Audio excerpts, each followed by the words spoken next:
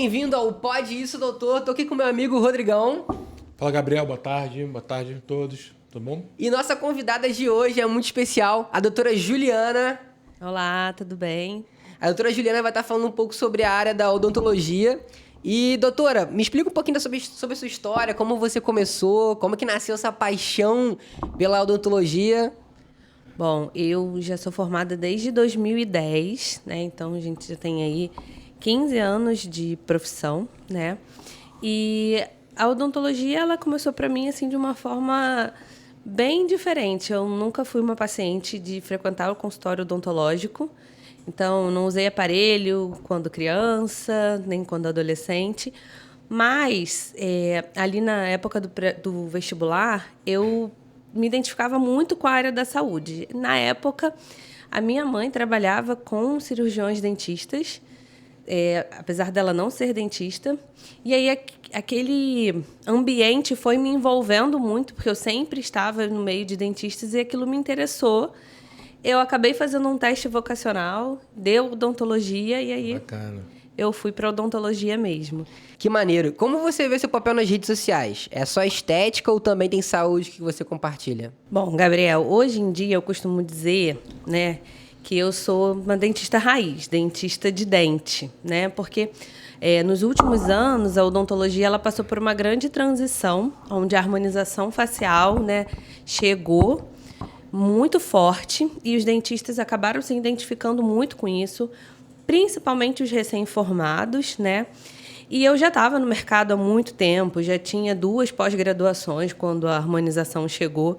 Então, isso não passou a ser uma coisa que eu tinha interesse, porque realmente eu já era apaixonada por dente, por sorriso, por estética do sorriso, que mexe muito com a estética facial, sem dúvida, mas não aquilo voltado apenas para a face, como preenchedores, toxina botulínica, nada disso.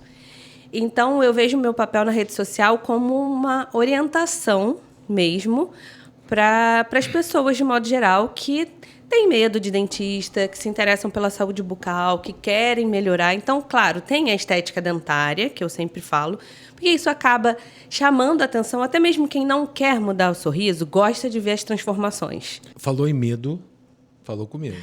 Quando ela falou raiz, eu já falei, ai meu Deus, aquele barulhinho do motor. Do motorzinho, né? Cara, isso é aquela qualquer um. Ela falou assim, eu sou raiz, eu falei, ai, o que eu estou fazendo aqui? Já deu medo. Mas assim, é desafiador, né? Pra gente que tem medo, né? Assim, eu tenho 1,90 m. Você imagina, eu fico com 1,5 m, né?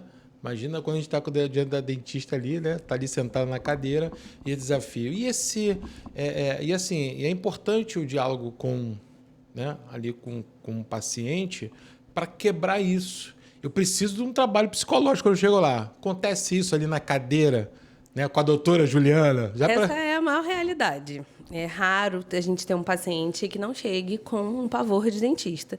Tem uns que são um pouco mais tranquilos, mas nenhum tá assim, nossa, como eu adoro estar aqui. Ninguém tá assim. As pessoas sentem medo. Não, realmente, se você parar para analisar, tem muito barulho, né? O consultório odontológico é muito barulhento. É o sugador, é o motor, é uma série de coisas que acaba apavorando e é uma área muito sensível mesmo. Então, essa é a grande realidade. E vou ter que falar uma coisa polêmica, né? A maioria dos homens, né? Digamos que 95%. E os maiores. Com certeza. E o que mais te encanta na odontologia hoje? O que mais me encanta na odontologia hoje foi o que sempre me encantou, assim, é como que a gente transforma a vida da pessoa por meio do sorriso. Para muitas pessoas que não trabalham com isso ou que não tiveram ali uma dificuldade, né, com seu próprio sorriso, não acham o sorriso feio, isso pode parecer uma coisa bem banal, mas quando você vê uma pessoa que teve ali um trauma e perdeu os dentes muito cedo, ou já passou por inúmeros procedimentos e aí foi ficando o sorriso muito, sabe, cada dente de uma cor, muito mexido, nada harmônico ali, aquilo afeta a autoestima a ponto da pessoa ela não perceber que ela não sorri. E aí, conforme você vai fazendo o tratamento, ela vai tendo aquela confiança reconstruída e a vida dela muda, sabe? Eu tenho, assim, 2 casos no consultório muito fortes. 2 não, 3. Um foi a esposa de um paciente que procurou o tratamento para ele, convenceu ele, porque ele tinha perdido um único incisivo central, que é esse dente da frente. Caramba. E aí ele usava uma prótese removível, aquela que tira e põe, né? Aham. A minha avó chamava de chapa. De chapa, perereca. Desculpa, eu sou dessa época, né? Tive que revelar a minha idade. Então, ele usava só isso. E acaba que fica diferente. Então, e tem o grande risco de soltar quando você está falando. Sim. Né? Sim. E ele passou por situações assim, onde ele estava entre amigos, entre homens. E homens, nesse sentido também, eles são mais... Aham. né? É Não pra são constranger. zoeira. Se não constranger, Não é, nem gente. me chama. Aí inventou apelido e uma série de coisas. Sim. E aí ela foi vendo que ele não sorria para foto. E isso foram se passando anos. Depois que a gente fez o tratamento, aí a gente colocou implante, colocou a coroa de porcelana e alinhamos o sorriso antes com o Invisalign, né, com os alinhadores estéticos. Então, quando a gente transformou ali o sorriso, sem ele perceber, ele passou a sorrir devagar. Então, assim, ele não saiu do consultório de um dia para o outro sorrindo, porque ele já estava condicionado a não sorrir. Mas aí ele passou a sorrir Quando ele parou para olhar as fotos dele, ele falou, nossa, eu estou sorrindo muito. Então, aquilo mudou a vida dele, sabe? E eu tenho uma outra paciente, esse é um caso muito marcante, onde ela tinha ido a vários dentistas, e aí tinha implantes, tinha coroas sobre dente, várias coisas envolvidas ali no sorriso. E ela não conseguia mais sorrir tão bem. E ela não achava que tinha solução. Até que ela foi lá no consultório, a gente mudou tudo, mudou a arcada toda. E aí o sorriso dela realmente ficou assim, lindíssimo. A partir dali, ela teve muito mais disposição para fazer atividade física, cuidar da saúde, emagrecer. E ela fez a primeira festa dela da vida. A primeira festa dela aos 70 anos. Caramba, que legal. Por conta de quanto o sorriso mudou a vida dela. Assim, e observando esses, né, testemunhos, né, que é importante, e até para aqueles que vão assistir a gente, tudo, enfim, como esse trabalho atua na autoestima do paciente. Né? Porque ele não sorri em público, ele não mostra, ele se esconde. Tinha um amigo que ele conversando, contava uma história, alguma coisa, ele né? Aquela mãozinha aqui para tampar, para não mostrar. E aí a importância, ele tem vergonha de chegar no dentista, de procurar, ou é o medo, ou é a vergonha. Então, quebrar isso é importante para que ele chegue no consultório e, assim, ele venha receber ali o tratamento adequado. Eu vou usar outra palavra aqui melhor, um acolhimento. Muitos pacientes, eles acham que o dentista vai julgar, sabe? Eu vou chegar lá assim, o dentista vai achar que eu não escovo meus dentes, sabe? Vai achar que o dentista vai julgar ele. Sendo que exatamente isso, nós estamos ali para acolher. Cada um tem uma história, sabe? Como eu falei, eu tenho pacientes que, por exemplo, perderam dentes quando eram crianças, porque moravam no interior, não tinham condição financeira, não tinha recurso. E não existe julgamento sobre isso. Ele procurou quando ele pôde, quando ele se sentiu confortável para isso, talvez quando ele já tivesse tido ali uma condição financeira para aquilo, uma coragem, sabe? Então, assim, eu acho que o mais importante é a pessoa entender que o dentista está ali para ajudar, ele não está ali para julgar, ele está ali para acolher mesmo, sabe? E oferecer os melhores tratamentos, o que tem de possível, porque a odontologia ela evoluiu muito, né? Então, assim, antigamente, eu já sou da geração que já tinha implante, mas não como hoje em dia. Sim. Não com a facilidade que se tem hoje em dia, 15 anos atrás, né? Que foi quando eu me formei, mais o tempo de graduação, que a gente está falando aí de 20 anos, né? De odontologia. Hoje, a gente tem muito mais facilidade, tanto de tecnologia para alcançar casos que eram extremamente desafiadores, e aí acaba que com a tecnologia eles se tornam menos desafiadores, né? Às vezes até mais simples mesmo. O tempo cirúrgico também, né? Assim, acaba que também isso ajuda muito hoje, né? Por questão do próprio material ali, né? A tecnologia toda que envolve ali, também o tempo cirúrgico também, porque para fazer um implante, né? Tudo isso. Hoje a gente tem, por exemplo, a cirurgia de implante guiada, onde a gente faz toda a cirurgia do paciente primeiro computadorizada, toda virtual. Bacana. Posiciona o implante na melhor posição para ele. Legal. Então, tanto em termos de aproveitar melhor o osso do paciente, quanto a pensar já na prótese futura, tá? E na maioria das situações, a gente consegue fazer essa cirurgia que a gente chama de cirurgia sem corte. Porque como a gente já operou o paciente ali no computador, a gente imprime um guia numa impressora 3D. Esse guia, ele entra perfeitamente ali e a gente não tem que ficar abrindo gengiva, expondo o osso, vendo onde está o osso para posicionar o implante. Então, a gente já sabe que é aquela posição. Saber se tem estoque ósseo, né? Isso aí, Pra... porque a gente junta duas informações importantes. O escaneamento da boca do paciente, Sim. onde a gente vai ter todo o desenho da arcada dele. E a outra situação é a tomografia, que a tomografia dá O panorama todo. A forma panorâmica, vamos dizer assim. Toda... É o osso de forma tridimensional. Então, a gente consegue ver exatamente colorido, ali. né? Então, assim, Sim. você tem que ter uma visão Então, você planeja real. tudo. Então, você minimiza, inclusive, os erros profissionais que podem acontecer. Que pode acontecer. Né? Exato. Então, assim, muita coisa evoluiu. Então, essa cirurgia, por exemplo, ela torna o processo muito menos traumático para o paciente. Não corta a gengiva? Você falou isso? Eu entendi. A gente não pode dizer que não corta. Porque o fato de você perfurar para instalar o implante Sim, lá no ele osso, cortando. você tem que perfurar a gengiva para chegar no osso. Mas você não precisa dar ponto, por exemplo. Na cirurgia tradicional, a gente precisaria abrir a gengiva para expor o osso. Então, abrir, descolar a gengiva toda do osso, ver o osso e aí sim instalar o implante. Porque a pergunta, vou falar o porquê.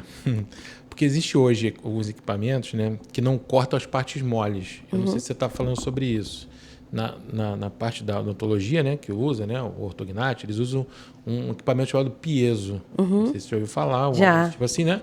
Que ele corta o osso sem cortar as partes moles. A minha pergunta foi por isso, né? Porque eu já conheço um pouco sobre isso. E essa era a pergunta, né? Até porque fica naquela questão, pô, essa cirurgia corta, não toma ponto, como é que vai ser? Eu posso comer? Eu entrei nesse assunto por causa disso, porque assim, a gente fica sempre aquela pergunta para quem é leigo, e eu vou tomar ponto, eu vou ter que tomar sopa, Sim, sim. Né? E como é que essa parte, né? E né, já respondeu que não é o caso. Você tem um corte na gengiva, Sim. porque a gente precisa Pra poder alcançar o osso implantar. para poder Sim, implantar. claro. Mas não é um corte a ponto de precisar tomar ponto. Por exemplo, ela fica exatamente na medida do implante. Então, o implante ele é cilíndrico, então vai ficar aquele tamanhozinho do implante mesmo ali que foi instalado. Então, o paciente não toma ponto, o que torna a cirurgia bem menos traumática, porque a gente manipula menos o tecido ali, a gengiva. Né? Então, quanto menos a gente tiver de Portal manipulação... também, né? Para alguma infecção? Alguma coisa, né? Isso aí. Sim, né? Também, né? Então, assim, o pós-operatório ele é muito mais tranquilo em termos de dor, né? Então, é muito mais tranquilo para o paciente. É uma cirurgia mais rápida, é uma cirurgia mais precisa. Então, isso tudo mostra como a tecnologia, nos últimos anos, ela avançou a ponto de tornar os tratamentos odontológicos bem menos traumáticos. Tá me dando coragem. Se eu precisar, tá me dando coragem. O assunto ficou sério. Eu falei, mas agora já me deu, né? Olha, bem isso mesmo, sabe? As pessoas não associar aquela coisa arcaica que é a odontologia carrega esse estigma. O médico velho que vai atender, que não quer saber da sua dor e vai enfiar ali. Vai ali, ó. É pra arrancar. É pra arrancar. Igual, que nem espera a anestesia fazer efeito e o paciente fica se segurando na cadeira. Não é mais assim. A gente tem inúmeras técnicas. A gente tem inúmeras técnicas para poder tornar o procedimento mais tranquilo para o paciente. Sim. Fora que o que eu acho mais importante para o paciente que tem um trauma grande é ele realmente se sentir acolhido. Então, assim, ele precisa escolher um profissional que tenha essa parte mais humana mesmo. Que ele então, entenda. Então, assim, não é... Eu costumo dizer que, assim, não precisa dar pressa. Se o paciente tem muito trauma, a gente vai chegar, vai conversar, vai ganhar confiança ali, vai deixar aquele... Não vai ser aquela coisa automática. Chegou, sentou na cadeira, atendeu, tchau, vai embora, sabe? Sim. Precisa ter ali um relacionamento, uma tranquilidade.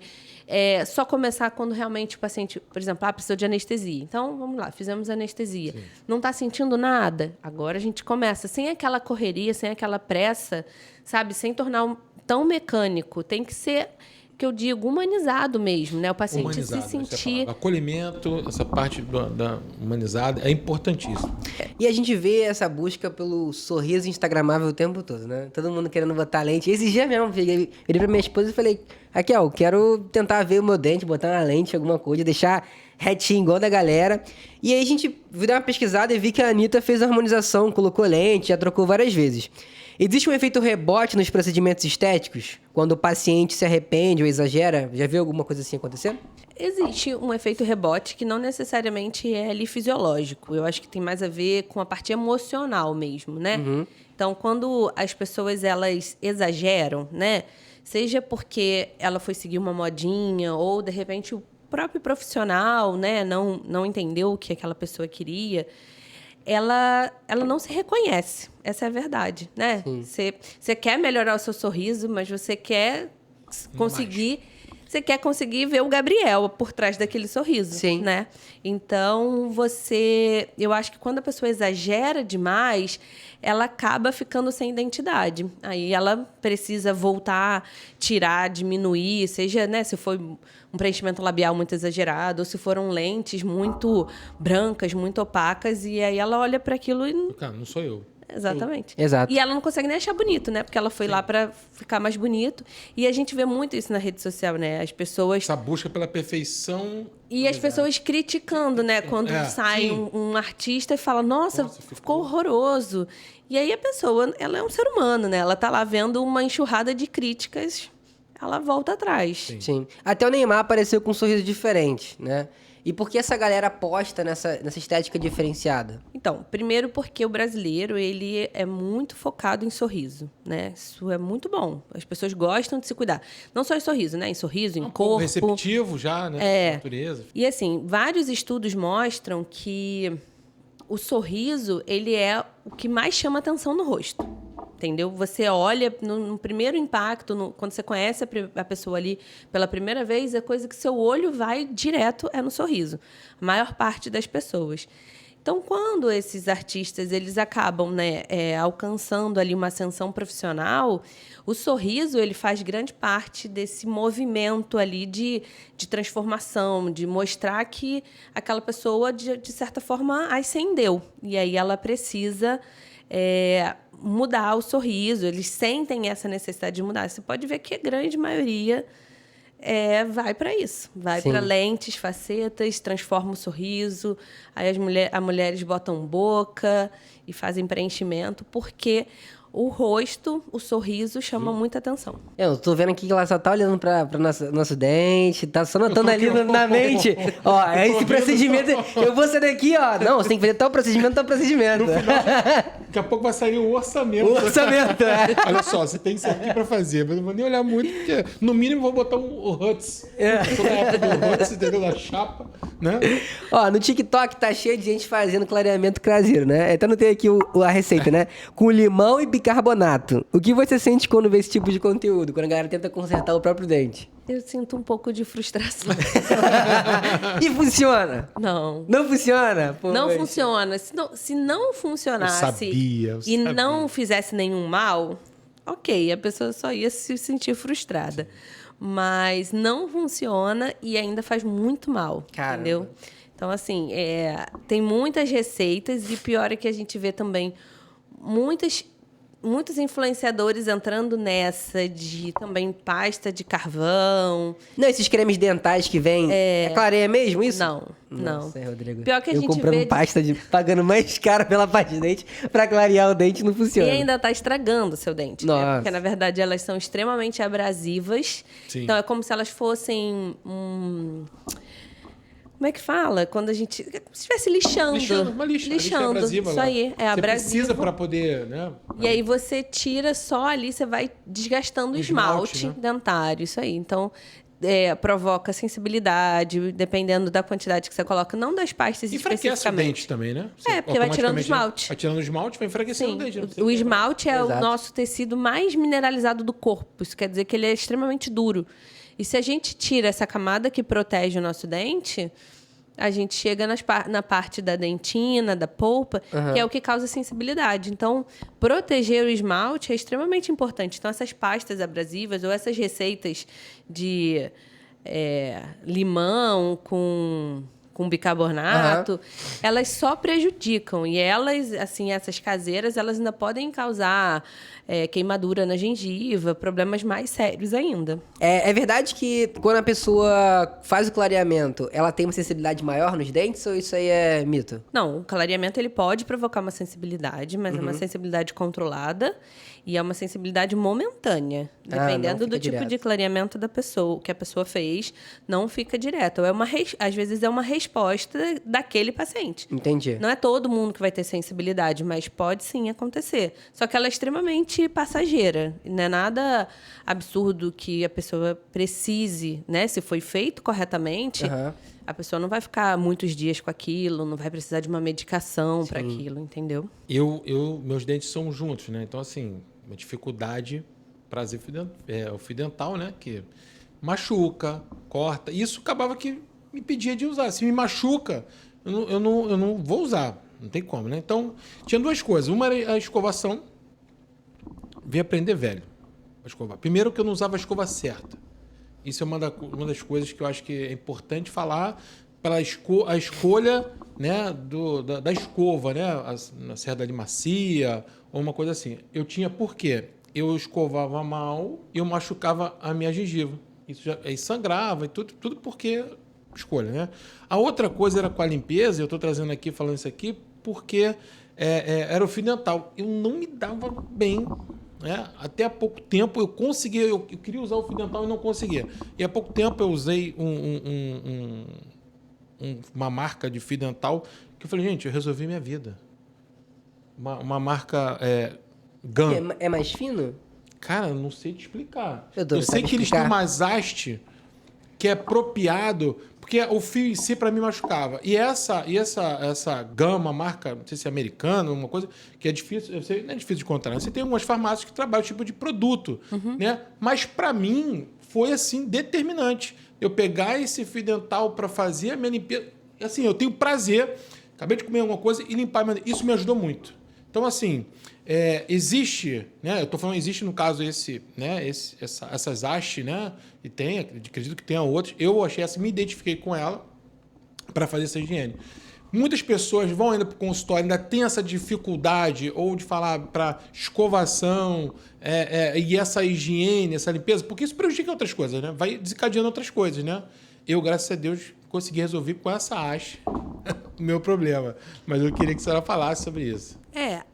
Esses são dois pontos extremamente importantes. Um é que muitas pessoas ainda acreditam que a cerda da escova precisa ser dura, que não sente que está limpando quando a cerda é macia.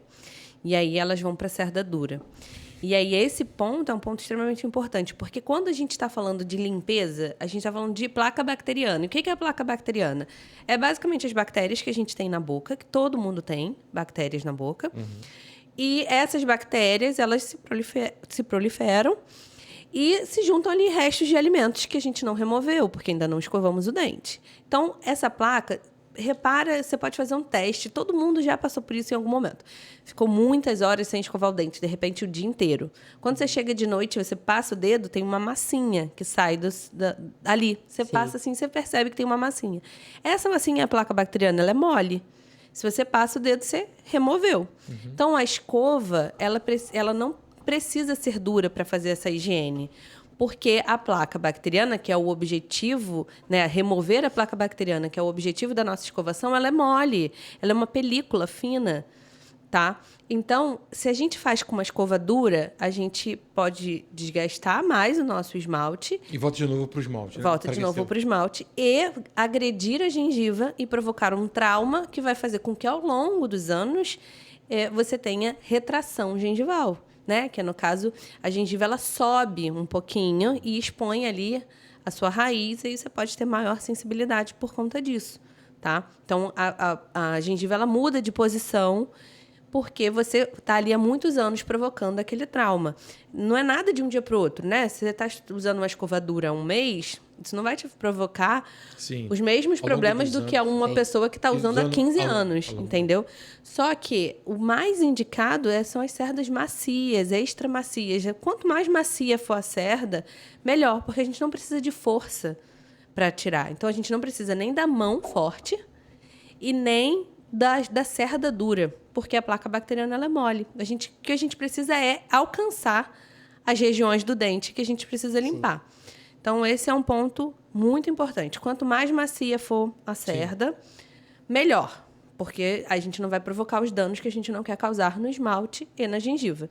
E vai remover a placa. Minha mãe tinha essa de comprar escova dura, a gente escovar o dente, eu e minha irmã, saiu com a boca sangrando de tanto escovar o dente, essa gengiva rasgada. Não tem como isso ser Quando jogava saudável. fora, daí ia escovar o sapato, pra engraxar o sapato. É Só isso serve aí. pra isso. Só servia pra isso mesmo. Isso aí, É isso aí. não serve pra... Não tem como ser saudável você, cada vez que você escovar o dente, se agredir a sua gengiva a ponto dela sair sangrando, né? Quem vai sentir vontade de fazer isso? Sim. E depois incomoda, fica doendo, você machucou a gengiva. Sim. E o outro ponto é o fio dental, que muitas pessoas têm extrema restrição ao usar o fio dental.